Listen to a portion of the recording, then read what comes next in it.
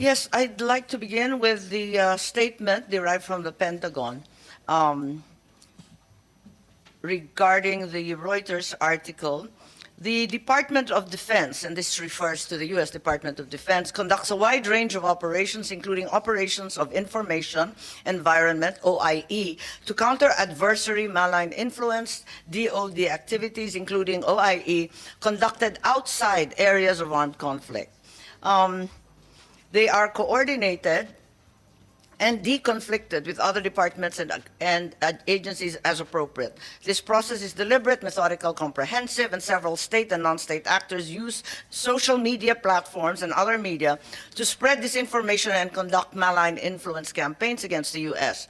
The Department of Defense uses a variety of platforms, including social media, to counter malign influence attacks aimed at the U.S. allies and partners. As it relates to COVID-19 disinformation, China initiated a disinformation campaign to falsely blame the U.S. for the spread of COVID-19. And that's the U.S. Department of Defense statement following the article that appeared in Reuters.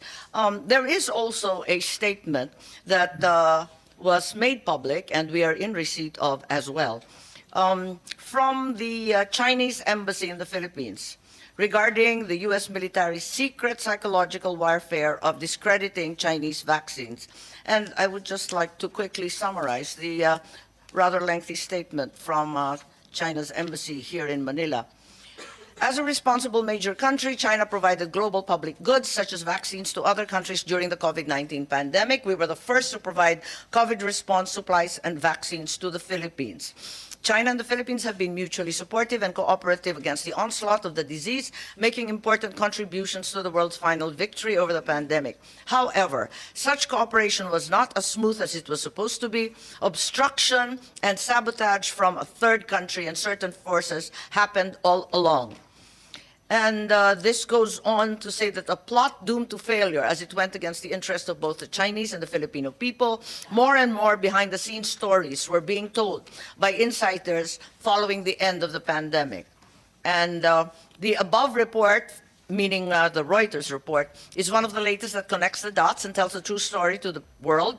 People around the world are indignant about the U.S. military's actions, laying bare the hypocrisy, malign intent, and double standards of the U.S. While talking about respecting human rights, the U.S.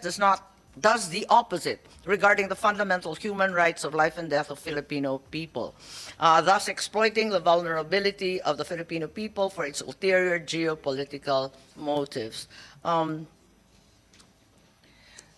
Yes, so they go on to warn that both the people of China as well as the Philippines should remain highly vigilant and clear-eyed, resist being taken in by disinformation and inflammatory rhetoric, define their own fate, and protect China-Philippine relations, as well as peace and stability in the South Seas. So we shall begin with the Twitter post. Please put them on, to which we refer. Yes, Secretary, please, if we may have the Twitter post to which we are referring, and so that everyone can have a look at them.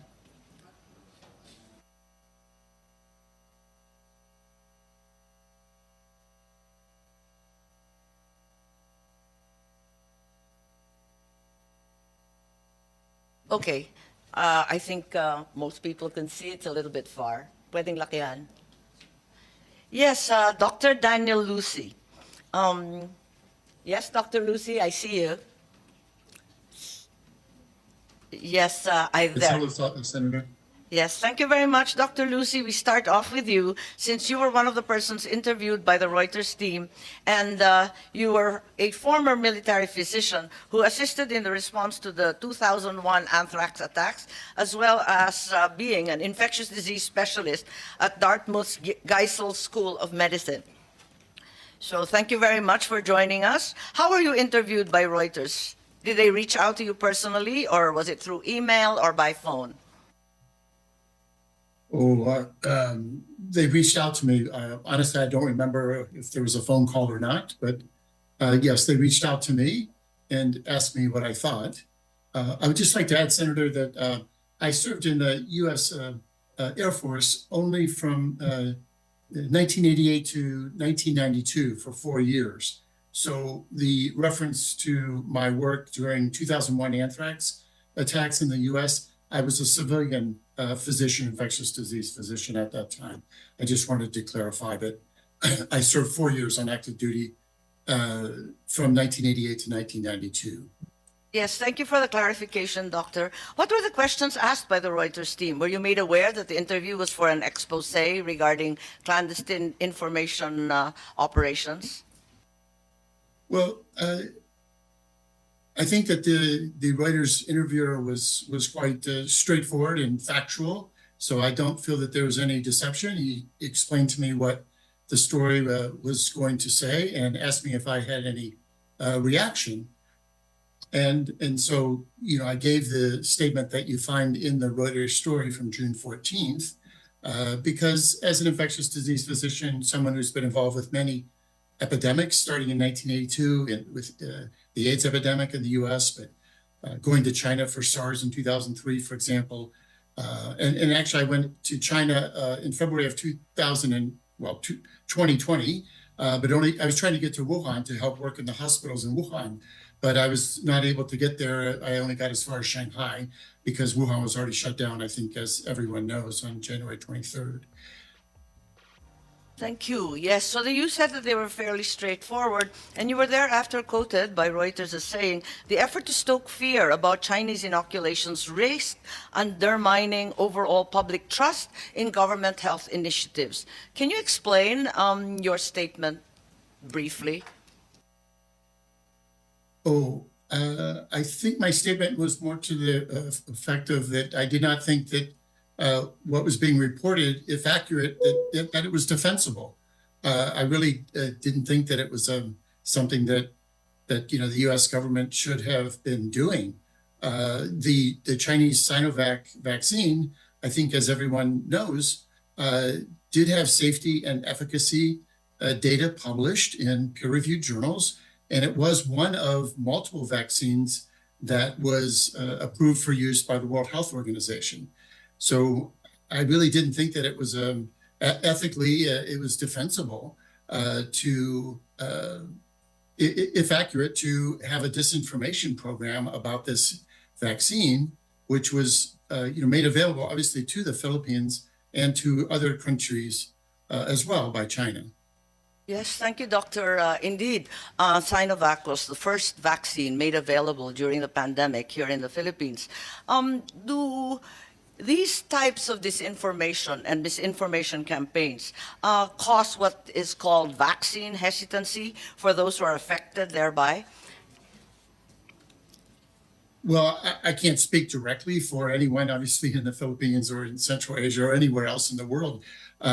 But I think this was really disinformation, and I'm saying this, as an infectious disease physician. I'm a U.S. citizen. I, grew up in a military family. I served in active duty, but I think that the way it sounds to me is this disinformation about the Chinese Sinovac vaccine, which again was approved by the World Health Organization for use in countries around the world. It was well, the disinformation was, it sounds to me, to have been intended to make people hesitant to take the vaccine.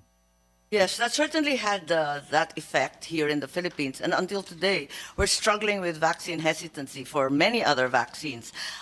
In your experience as an infectious disease specialist, how significant a problem is vaccine hesitancy? Well, I think that it's a significant problem in many countries.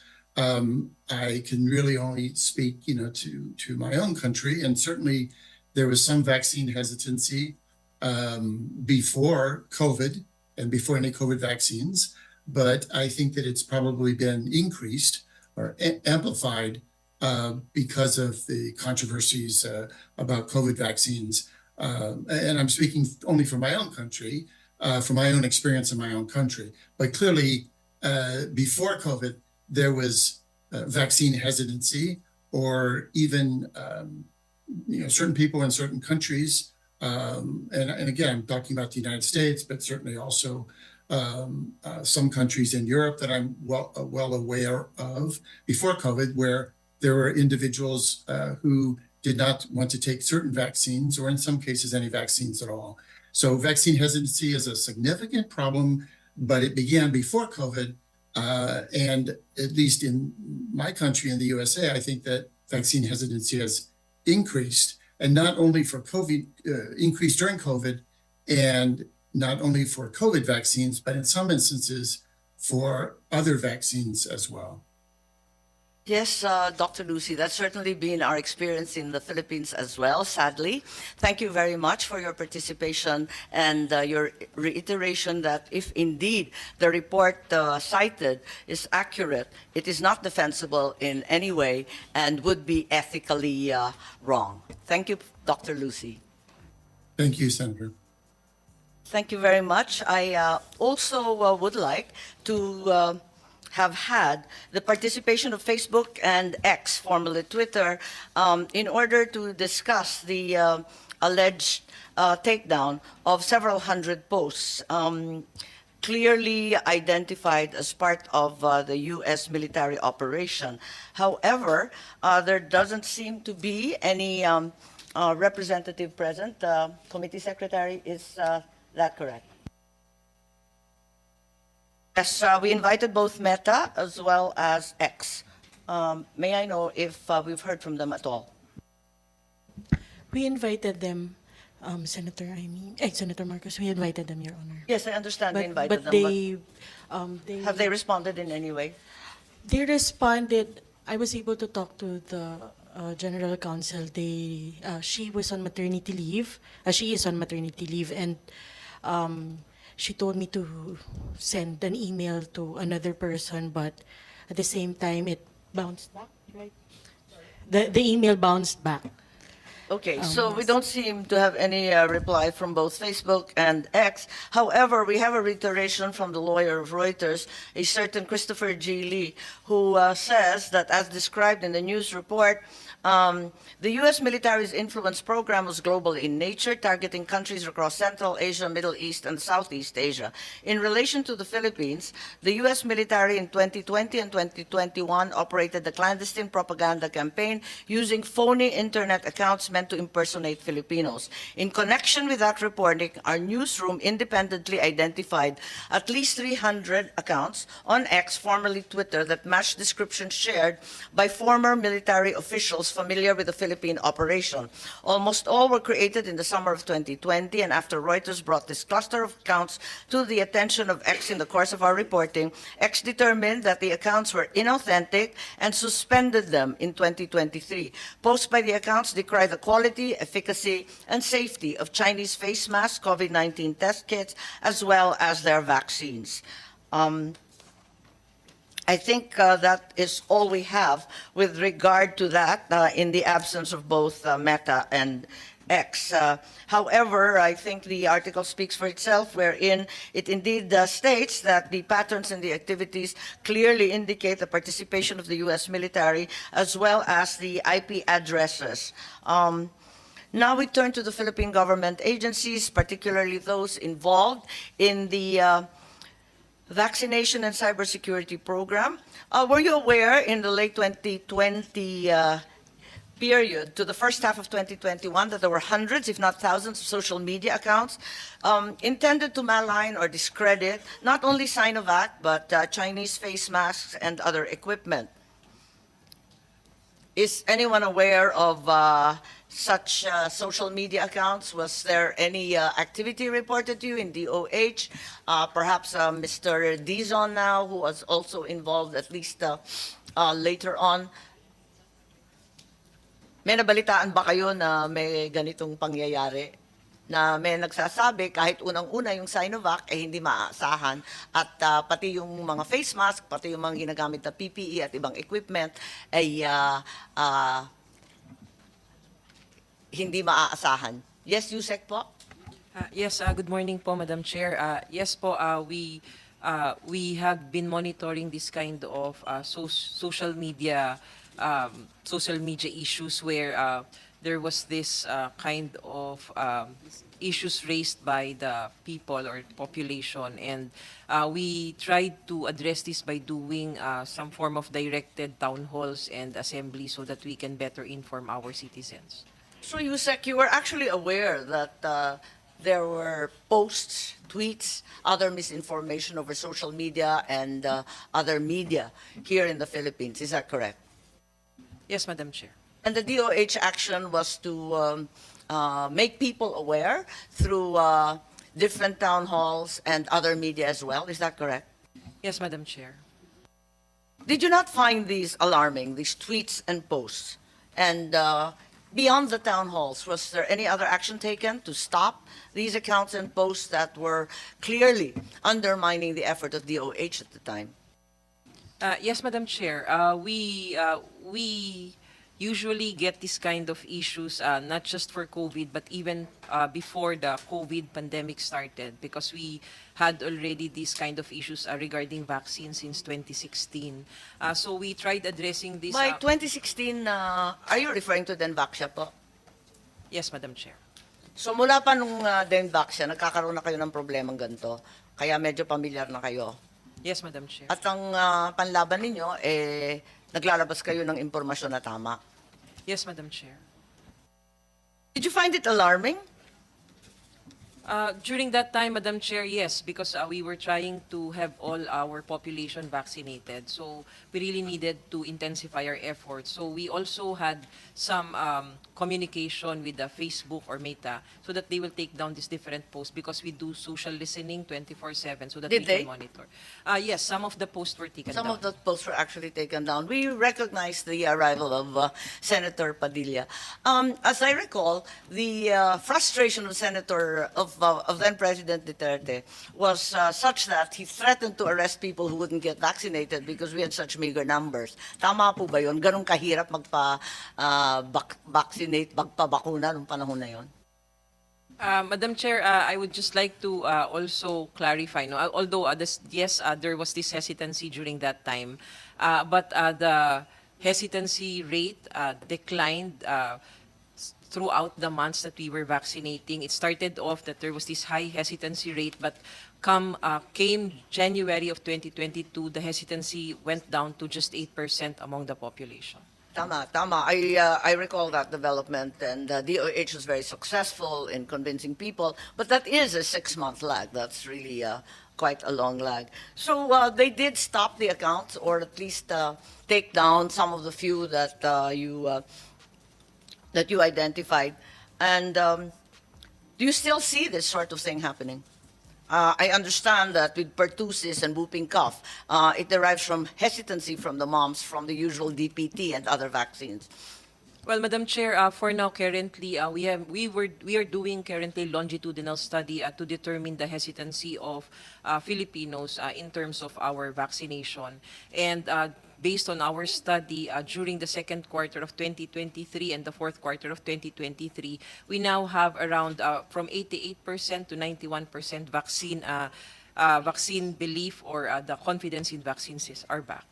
Thank you. Did you sense that this disinformation was centralized or being controlled by a single force, or did it seem random? For us, Madam Chair, honestly, we were not aware of this kind of issues. We thought it was just random. Thank you very much, Yusek Vergeire. That's very helpful that you, in fact, already realized that something was up with disinformation. Does Senator Padilla like to make a statement? A'udhu billahi minasyaitanirrajim. Bismillahirrahmanirrahim. Assalamualaikum, ma'am. Isang magandang Assalamualaikum warahmatullahi wabarakatuh. amin. Magandang umaga po sa lahat ng ating mga bisita. Isa pong napaka makasaysayang pagdinig, mahal na Senadora. Papakinggan ko po ang inyong pangbungad na salita. Ako po ay napakasarap pong madinig at magmumula po sa inyo. Kayo lamang po sa inyong English pa lamang ako po ay talagang pagkakabanggit nyo nung Cold War. Talagang yun po napakagandang ating namnamin sapagkat mula po sa inyong talumpati. Kaya po sana mamaya kung inyo pong mamarapatin ay hihingi po ako ng maiksing suspension lang. Opo. Mamaya po, ma'am. Later. Maraming salamat po. Maraming salamat at ganyan talaga yung seatmate ko. Okay, the next issue is whether the U.S. military was behind these posts and tweets discrediting Chinese vaccines and other medical equipment. Unfortunately, we cannot compel a branch of the department, a co-equal state, to testify before the committee. Nonetheless, it's very clear in the Pentagon statement in response to the expose by Reuters, and you will have that, I think, already displayed on screen, please, the Pentagon statement.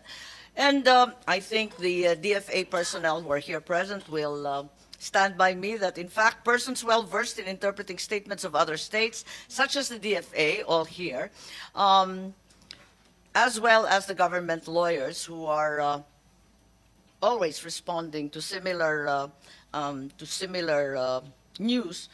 Do you agree that the observation of the news outlets that the above statement is not in any way a denial? It does not deny the material assertions of the Reuters expose.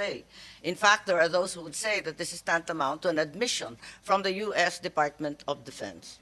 Is there anyone who'd like to reply as to the nature of the Department of Defense statement? On its face, as we read it, by the grounds of international law. DFA legal, perhaps you can help us here. That they undertake a wide range of operations.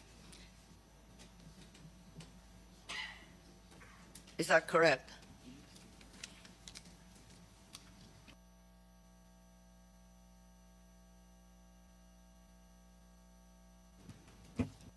Yes, I think that's clear. I mean, they assert that they use a variety of platforms, including social media, in order to counter malign influence against the United States. Certainly a right of every state to defend itself. Any thoughts? Yes, any lawyers from DFA or DND who are familiar with this sort of statement? It's certainly not a denial. Are we agreed?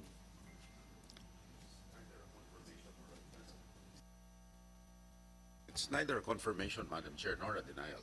Yes, it's neither a confirmation or denial. However, we are also fully aware that if there are serious or unfounded allegations, for example, against the AFP, the DND will categorically deny the same. Isn't it so? Dito sa atin, kapag nagkaroon ng turuan na ganyan kalubha, ganyan kaseryoso, ganyan katindi, hindi ba talaga ay mag-uunahan pa tayo para i-deny? Kasi nakakasira naman ng ating institusyon, hindi po ba? Yes, Secretary Manalo, please. Thank you, Madam Senator. Just to on this particular statement, I think if we, judging and following from the final sentence, I think it's a declaration of perhaps a U.S. policy that they would be undertaking deterrence against any kind of malign influence against them. Tama naman. Siyempre, pagtatanggol rin ang sarili nila. I think yun ang ibig sabihin. Oo naman. Tayo rin, di ba? Ganon Same din thing. naman. Pag inakusahan ng mali, siyempre, itatanggi naman natin, ano? So, is it a reasonable assumption that the U.S. military did not deny what was written in the Reuters article? Because the same is true? Is that what we assume, since there is no vehement denial typical of the military institutions worldwide?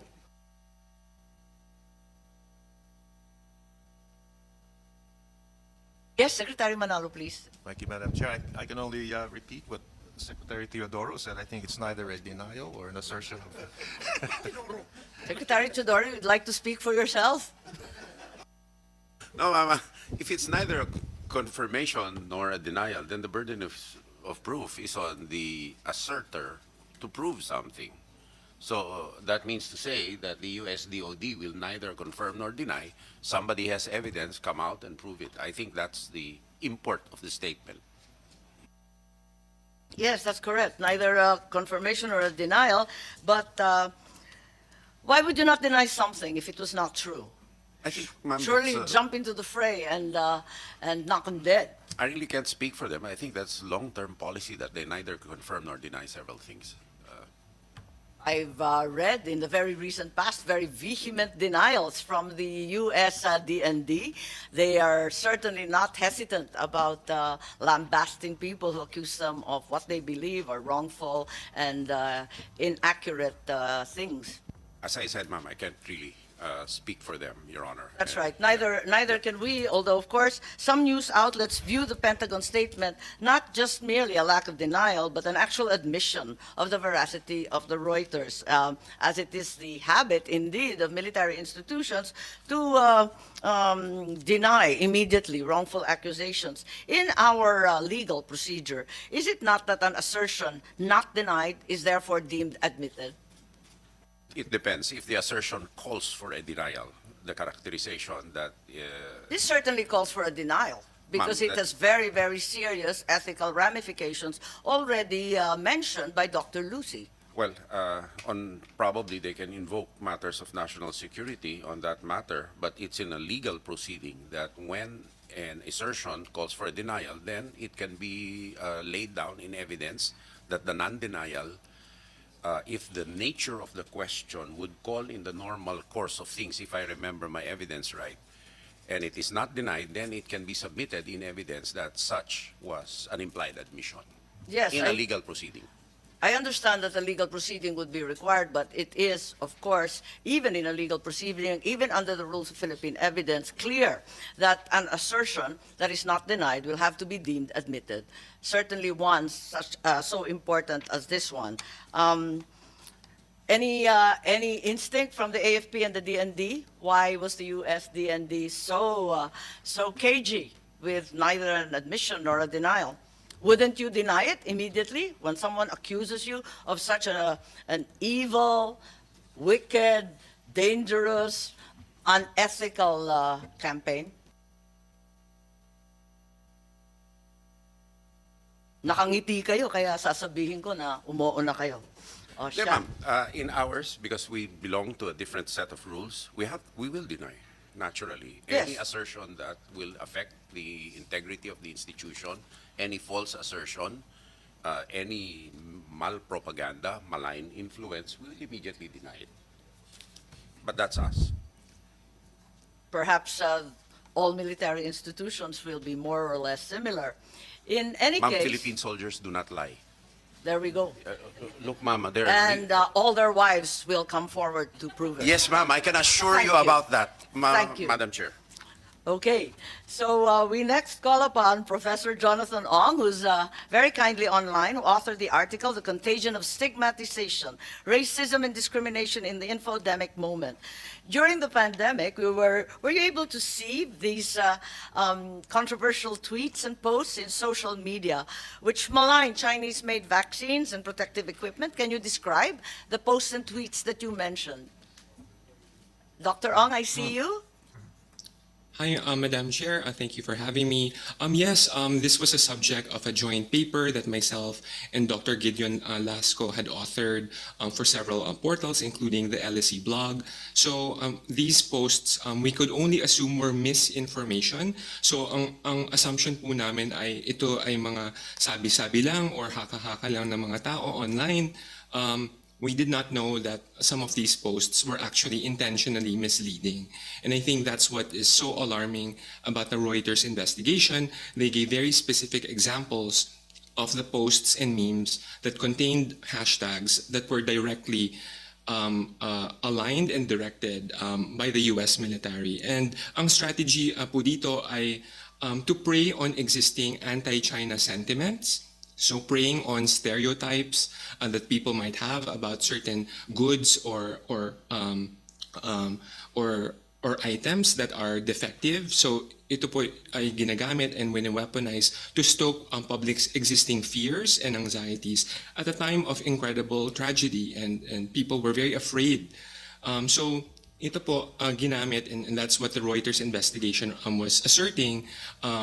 To actually weaponize people's existing fears and anxieties. And this is very effective in getting people in a very fearful and panicked state And once you're in that kind of state, you're more manipulable and prone to believing certain kinds of information.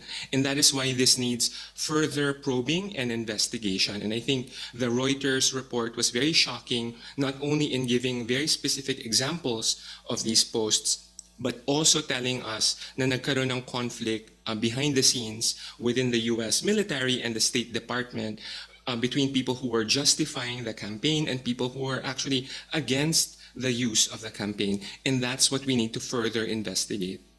Thank you very much, Professor Ong. Magkapareho kayo ng DOH. Nakikita ninyo yung tweets and yung posts, pero hindi ninyo alam kung saan galing. Hindi rin ninyo alam kung may talagang nagmamaniobra na, kumbaga, centralized. Ano? But I would like to ask, what do you suspect was the objective of these posts? So, so it's interesting that it's not just the Philippines that was the target country. It was several countries in Southeast Asia, Central Asia, and the Middle East. So these are regions in which the US has very clear geopolitical interests, and they want to consolidate support within these countries, while China is obviously trying to win over public sentiment here using vaccine diplomacy. And I think that's what the Reuters investigation was trying to uncover and go into great detail, di ba? Na parang tinatry i-counter Dr. itong Ong, vaccine. Professor Ong, sorry. Opo. Naniniwala kayo na may disinformation campaign that was managed and concerted by groups interested in the U.S. policy in these very controverted regions? So I will base it po on the Reuters report, and if you allow me to explain a little further. So the Reuters report was very detailed in identifying people they had interviewed, US-based diplomats and also former military officials who were very critical of the campaign. And I think that's yung power ng story in the Reuters report is they based it off people's testimonies and anonymous testimonies saying that they had actually objected to employing this disinformation campaign in these countries na may military interests ang United States. And so they were able Yes, to Professor, piece together I am the also fully leadership aware. and the accounts. Oh, sorry. Professor, yes, I know many American citizens as well as government officials who are horrified by the notion that such a campaign was undertaken by the Pentagon. So you feel somehow that this is real, even if you did not observe any systematic proliferation of disinformation. So I did not have access to that level of data. To be able to access this kind of information, kailangan natin ng verification from social media platforms themselves. And I think that's what the Reuters reporters did. Once they identified the 300 accounts that were guilty of engineering that hashtag, they consulted Twitter, now called X, whether indeed their suspicions were correct, and they verified that. They actually verified that and took down those accounts. But if I may add, Madam Chair, I have additional questions about this kind of reporting. And if I may ask those questions for you to further probe through your office. Yes, I'm happy to hear them now, or you can submit them confidentially if you don't want to reveal them at this point. Yeah, I'm happy to share some of these questions now. Yes, if you can do it very quickly, we have Okay. quite a long way to go. Sige po. So, unang-una, what is striking to me as a disinformation researcher who is very knowledgeable about the kinds of disinformation campaigns, how they are organized behind the scenes, and the quality and the tone in which they are expressed online. It's interesting na yung examples that they gave ng Reuters is translated in the local languages. So, designed siya in Washington, D.C. by the U.S. military, but they are translated in Filipino, but they're also translated around into different countries and made to spread across the countries. We need to ask, therefore, are there possibility of subcontractors that the U.S. military enlisted? And who might those subcontractors be? And where are they located? It is interesting that those posts convey insider jokes, cultural knowledge of what would resonate with local citizens and communities in the Philippines, but also in other countries like Turkmenistan, I think, was one of the other examples. So it's important for us to track down potential in-country collaborators responsible for the translation and dissemination of the campaigns, for us to hold these people into account. Number two would be the activity of social media platforms themselves. If you read very closely the Reuters investigation, it was very interesting that Reuters reported how social media platforms called the US military for a meeting, for a Zoom meeting, to say that they were able to identify these accounts that the US military were using and operating from their base. But did these social media platforms, particularly Facebook, which was identified in the Reuters report, did they communicate this to the Philippines office of Facebook? Did they communicate this to any Philippines government official who they should also be held into account for? So these social media platforms are obviously, their headquarters are in the United States, but they must be That's correct, accountable yes. to us as well. So I Yes. think those are two They important haven't questions. even turned up this morning, Professor Ong. Yeah, and I think those are important questions that an independent body of researchers should be able to get access to, and I think your office should feel empowered to commission an independent, deep investigation here. Thank you. Thank you very much, Professor Ong. That's very helpful, and those are certainly leads that we need to follow up on. Meanwhile, we go back to the DOH and Vince Dizon, and admitted by us all here. During the first 6 months, there was a very low vaccination rate until the very end of 2021, and the rate at that point was 25%, and we know that President Duterte was irate that he couldn't push it forward, threatening, in fact, imprisonment at one point for those who refused to be vaccinated. To your mind, what were the main reasons, even among very vulnerable sectors manifesting grave comorbidities? Do you manage, in hindsight, to explain why the low hesitancy, despite the fact that people were falling ill and many of us lost relatives in the pandemic? Yes, you're recognized, Vince. Thank you very much, ma'am. I think just to put things in perspective, there were really two main and very serious challenges during the beginning of the vaccination program, which was sometime in the late part of 2020, leading towards 2021. The first one was really the lack of supply.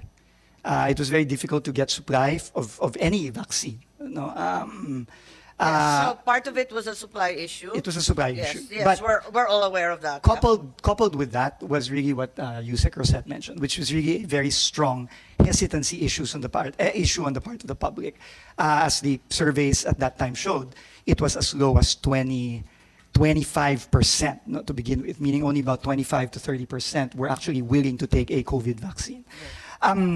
In order to address this, I think upon directions of the president himself at that time, there was really a very, very strong multi-sectoral effort, which included the government agencies as well as the private sector.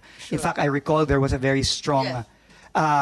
campaign to combat that. And That's this was correct. really also borne out by a lot of And we disinformation. continue to be grateful for the participation of the private sector, the SM Group, San Miguel Yes. Group, the Razon Group, who all bolted in and showed their civic mindedness, offering for free so many vaccines. The LGUs were also at the forefront.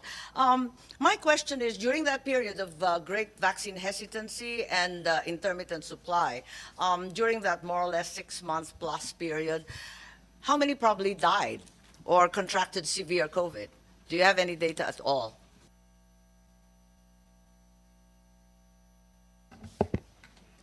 Madam Chair, during that time, we started off with, during the second quarter of 2020, that would be Come again? during the second quarter of the year 2020, Okay. when the COVID started, we had a total of 33,991 illnesses and 1,936 deaths. At the end of the year 2020, we had a total of 158,404 illnesses and 3,678 deaths. For Okay, 20 this is still yes. 2020. Yes, Paano yung madam. 2021? Up to the second quarter, sabihin natin. Yes, Madam Chair.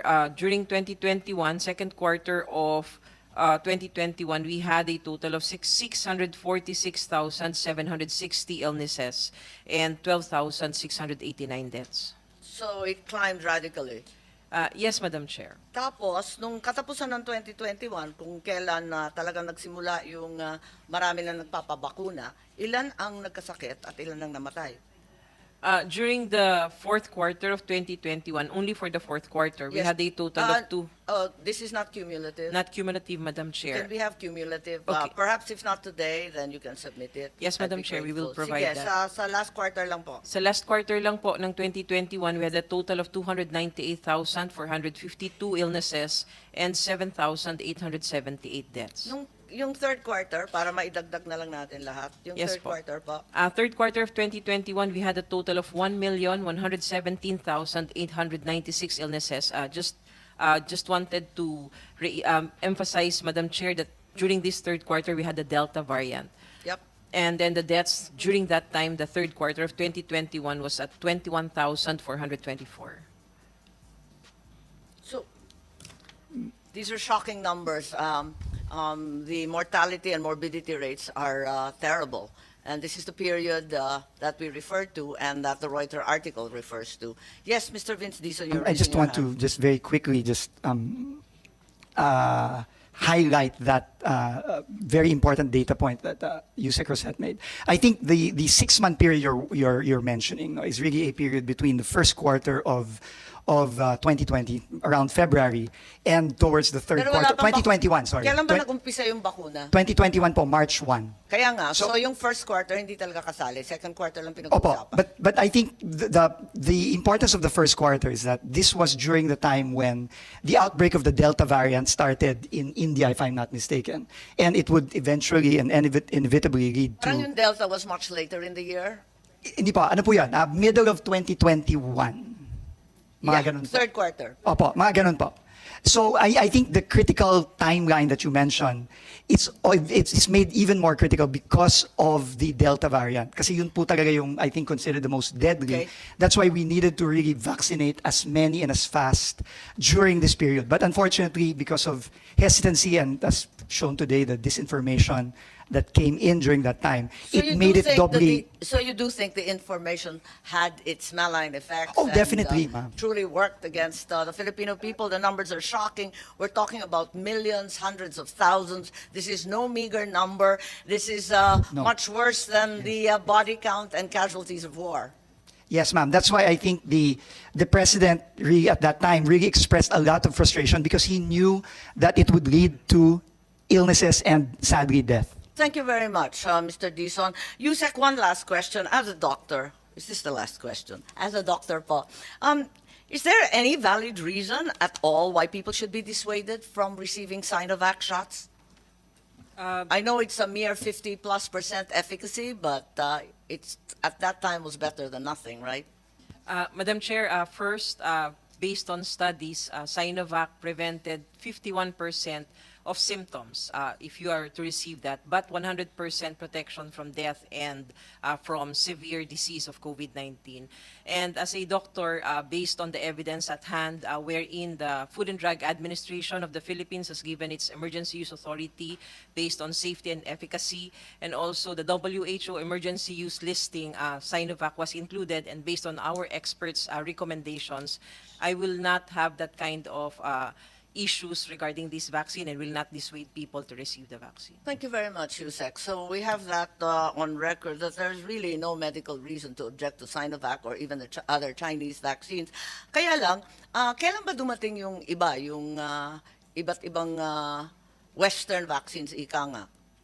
Yes, Madam Chair. During the first quarter also of 2021, after the donation from the Chinese government of Sinovac in the last week of February 2021, AstraZeneca vaccines came, and these were donations coming from the COVAX facility. A total of around 500,000 came. So that was first quarter of 2021? Yes, that was first week of March of 2021 where AstraZeneca came.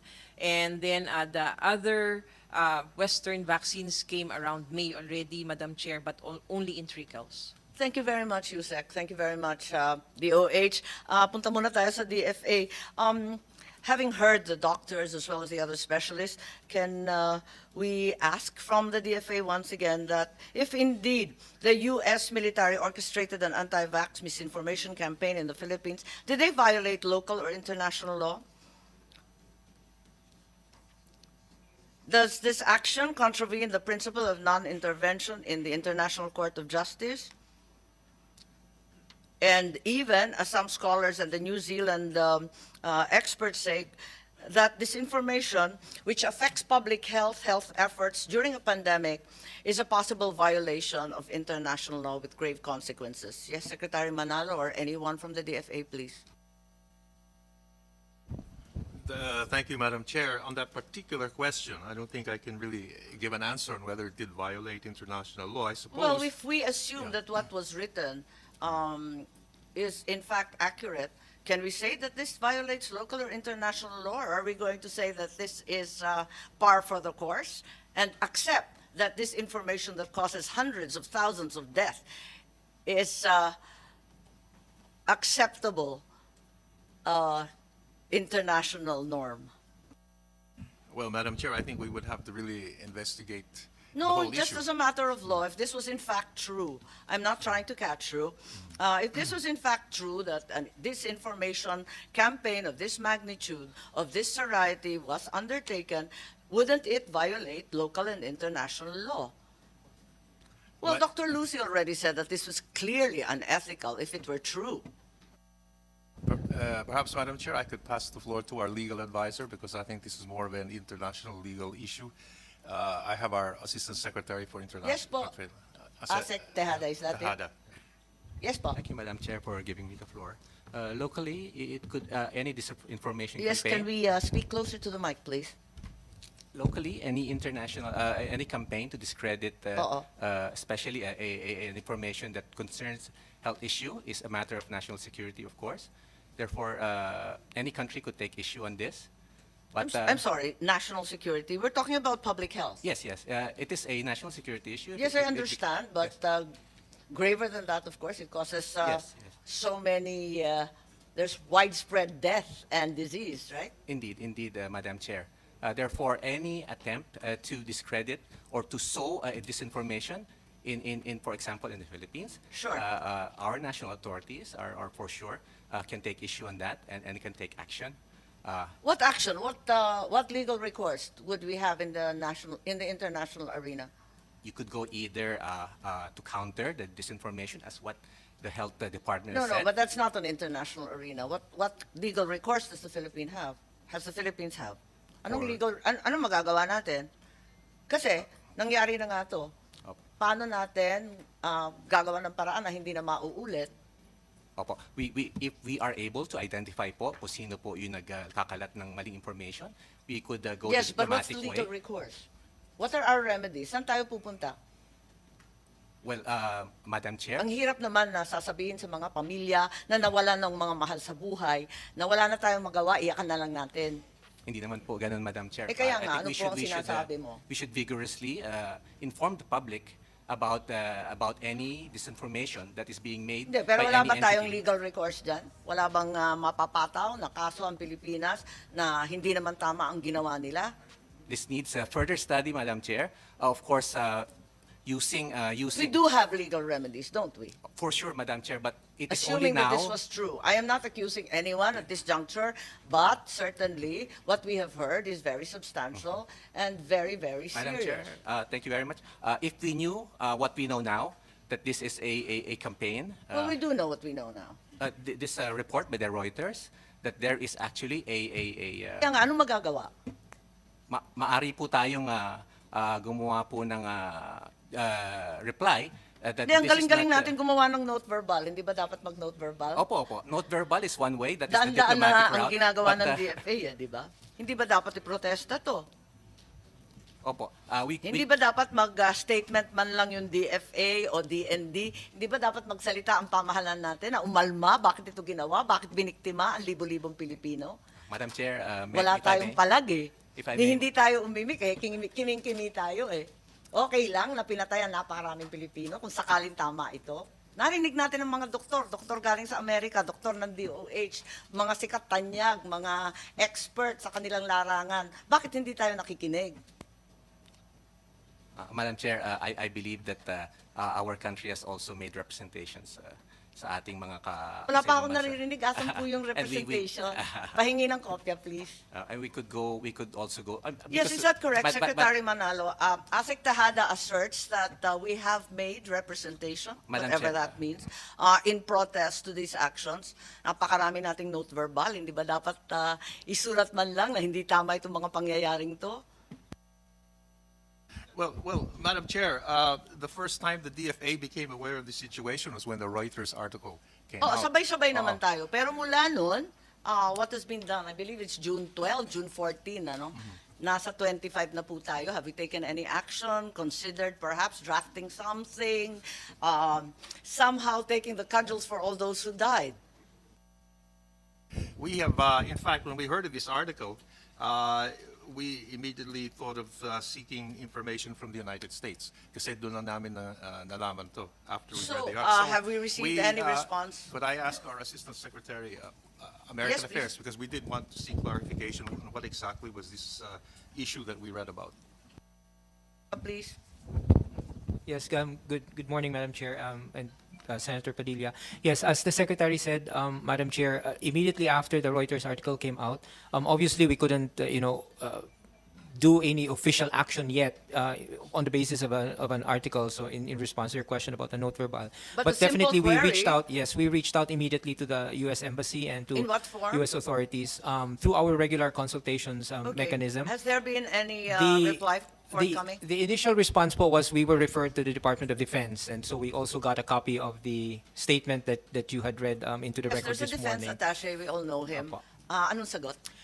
Essentially, they are looking into the matter, and we have not received any official and formal response yet in terms of any confirmation, denial, or anything. So we are waiting on that. We continue to monitor and to ask for information. Yes, but moving forward, we are all in agreement that some action needs to be taken. Is that correct? Yes, Madam Chair. In fact, we have initiated the So we are the counting regular. on both the DFA and now the DND, as mentioned by ASEC Chan Gonzaga, to help us get to the bottom of this, and if we have legal remedies, undertake them as Yes, quickly as ma'am. possible. Basically, the DFA and our embassy in Washington, not the Department of National Defense here Yes, in Secretary the Philippines po. Diodoro. It's the US DOD that ASEC Chan Gonzaga was referring to, not the Department of National Defense of the Philippines. That's why I thought he was referring to you, given that you are the counterpart. No, Your Honor. He was referring to, that's a diplomatic matter, even though involving a counterpart. Even though it involves the counterpart Yes, department. and that's probably You're more certain of proper. that? Yes, Your Honor. I'm very certain. That's more properly within the purview of our diplomatic representation to the United States Yes, and the DFA. Probably, but if you could help us along, because we would like to get to the bottom of this. Certainly your If the counterparts would DFA have better requests us, information. Your Honor, we will certainly. DFA, please find it in your heart to request the Department of Defense. I don't know why we've suddenly become so officious, but let's do that.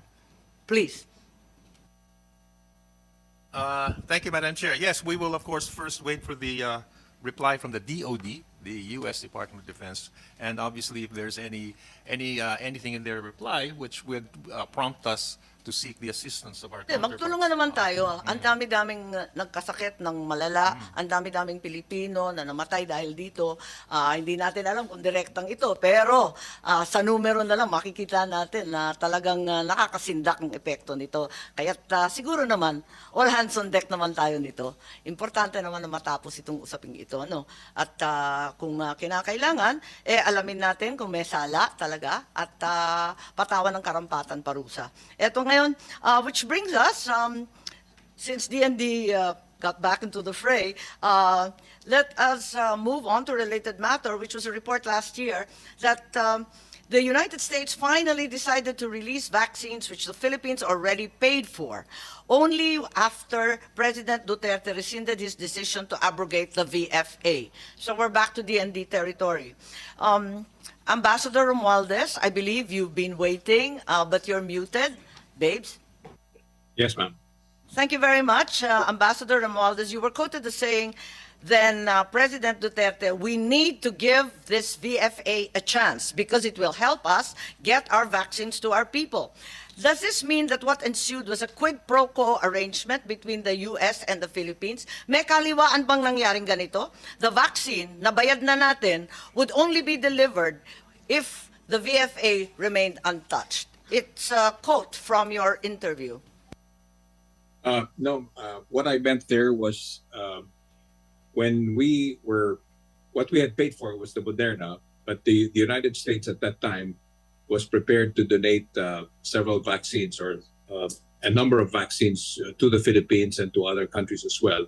But obviously, the priorities were the allies. We were an ally, but let's be very honest about it. The fact that there's no such thing as a free lunch, and the VFA was being dangled as by then President Duterte, that he was not sure he wanted to continue with it. In fact, he abrogated it at that time. So I pleaded with the president and told him that perhaps it would be best if we could just allow the VFA to continue, so that it will be much easier for us to be able to get the United States to give us the vaccines that we paid for, at the same time also get more vaccines down the road. Yes, do you know a certain Haydarian? I think he was the one who interviewed you, and he said that you said, except Washington was holding back all their vaccines because President Biden back then wanted all Americans to get it first. But we had already paid for our Moderna vaccines. And to put it frankly, I basically begged the White House to give us the vaccines, to give people hope. Well, like I said, there was already the executive order from the White House that President Biden said that all Americans will first get the vaccines before we start getting the vaccines out. But why was there a need for the good ambassador to beg the White House for the delivery of Moderna vaccines when we'd already paid for them? But even if we had paid for them, the schedule was actually still much later on. What I did was to ask the White House if they could give us the vaccines earlier than that. Did they come earlier? In fact, as I recall, they were quite seriously delayed. It was a delay, but there was other vaccines that are actually given priority for the Philippines, and specifically that was Pfizer. So why was Pfizer, which we did not pay for, in the Philippines before Moderna, which we had paid for? I'm lost. Yeah, Pfizer had more supply. Vaccine, more supply, and they had it with the COVAX facility, which I'm sure our DOH is familiar with. That we were given, the donation came from the. And what did the VFA? What did the mention of the VFA have to do with it? Well, like I said, in diplomacy, as far as I'm concerned, I felt that if we had the VFA in place, which was in place at that time, we just had to continue with it. So it'll be much easier for us to be able to really ask our friends here in the United States. It will be much, perhaps more conducive for them to be able to give us the vaccines. Is it correct then, Ambassador Romualdez, to say that aside from paying the purchase price, the Philippines also had to beg and promise to allow U.S. troops in the country before U.S. vaccines were released? This is the impression that your interview gives. Well, what was meant there was the vaccines that were being donated is what we were after. The vaccines that we had paid for, Moderna had already made it clear that the vaccines will be coming at a certain time frame. And it was, well, as you said, it was delayed. So what connection did the VFA and the Moderna vaccines have, in your mind? Well, there was no connection in that one. The connection was more on the donation, on having more of the vaccines available for us. And specifically, that was Pfizer. So you're saying that the VFA was related to the donation of Pfizer and had nothing to do with the already paid supply of Moderna? No, it did not have anything to do with that one. It was more on the donations that were made available to countries all over the world. But we paid for the Moderna. It's not a donation. Yes. Why did we have to agree to the VFA if we had already paid for the medicine? We did not agree to the VFA because of Moderna. we allowed the president had approved the VFA to continue because I told him that perhaps it would be much easier for us to get more of the Pfizer vaccines that were part of the COVAX I see. facility. I see. Did anything or anyone in Washington imply that the VFA had something to do with the provision of U.S.-made vaccines to the Philippines? Where did you get the notion that they were perhaps tied together and that they would be friendlier and more ready to provide Western vaccines if the VFA remained in place? And I could see that the priorities were given to countries that had obviously good relations with the United States. I mean, it's a very simple deduction, really, when you see that there are other countries that were given priority. And I wanted to be part of that priority at that time.